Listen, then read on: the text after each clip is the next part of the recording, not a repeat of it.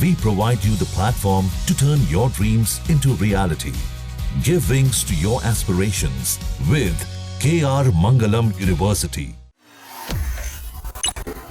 Canada में G7 शिखर सम्मेलन में हिस्सा लेने के लिए प्रधानमंत्री नरेंद्र मोदी पहुंच चुके हैं। कनाडा पहुंचने पर प्रधानमंत्री मोदी का भव्य स्वागत किया गया। G7 समिट में ये उनकी लगातार छठी भागीदारी है। कनाडा के प्रधानमंत्री मार्क कार्नी ने निमंत्रण पर प्रधानमंत्री मोदी अपनी यात्रा के दूसरे चरण में साइप्रस से कनाडा पहुंचे। कनाडा पहुंचने पर प्रधानमंत्री नरेंद्र मोदी ने ट्वीट किया। प्रधानमंत्री मोदी ने लिखा कि G7 शिखर सम्मेलन में हिस्सा लेने के लिए कनाडा के कैलगरी पहुंच गया हूं। शिखर सम्मेलन में विभिन्न नेताओं से मुलाकात करूंगा और महत्वपूर्ण वैश्विक मुद्दों पर अपने विचार साझा करूंगा।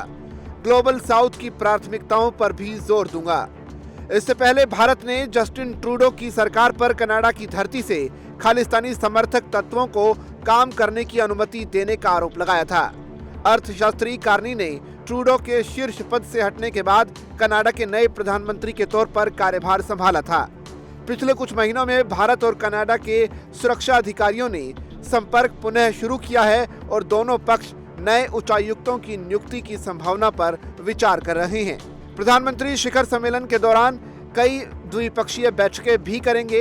ये सम्मेलन भारत की ओर से ऑपरेशन सिंदूर के 1 महीने बाद हो रहा है, जिसमें 22 अप्रैल के पहलगाम हमलों के जवाब में पाकिस्तान और पाकिस्तान के कब्जे वाले कश्मीर में आतंकवादी बुनियादी ढांचे को निशाना बनाया गया था।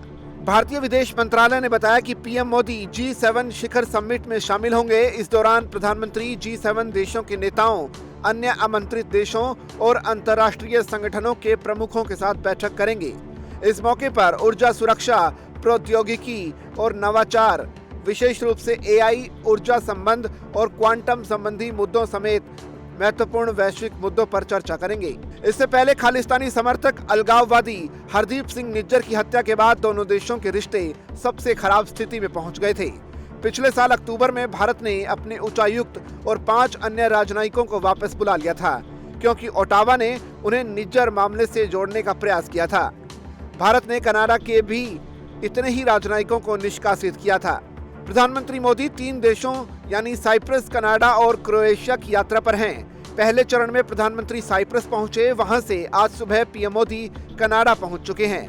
प्रधानमंत्री मार्क कार्नी के निमंत्रण पर वे अपनी यात्रा के दूसरे चरण में साइप्रस से कनाडा पहुंचे हैं। G7 शिखर समिट में हिस्सा लेने के लिए पीएम मोदी को कार्नी की ओर से दिया गया निमंत्रण नई सरकार की भारत के साथ संबंधों को सुधारने की मंशा का संकेत है।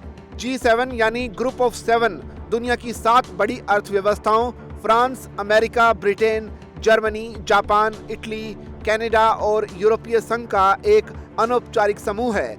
इसके सदस्य वैश्विक आर्थिक और भू राजनीतिक मुद्दों पर चर्चा करने के लिए हर साल G7 शिखर समिट में मिलते हैं। विश्व की शीर्ष 5 अर्थव्यवस्थाओं में शामिल भारत को पिछले कुछ वर्षों से नियमित रूप से G7 शिखर समिट के संपर्क सत्र में आमंत्रित किया जाता रहा है।